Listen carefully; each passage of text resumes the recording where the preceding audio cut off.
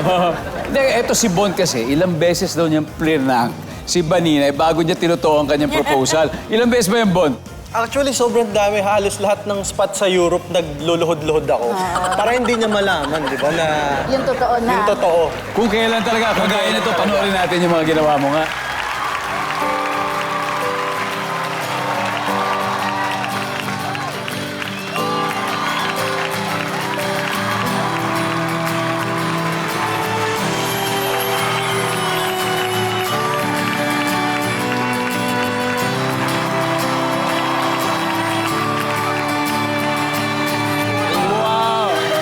Diba? Eh, nung huling beses talagang eto na talaga. Naramdaman mo talaga yun, ano? Parang Siyempre, may mga pabulaklak na. Oo, pero madalas siyang magpa-surprise Ganun ng din, gano'n. no? Eh sabi ko, hanggat di ko makikita yung sing-sing, hindi ako maniniwala. Kaya sabi niya, will you marry me? Ang sagot ko, totoo ba? Hindi na ako mag-yes.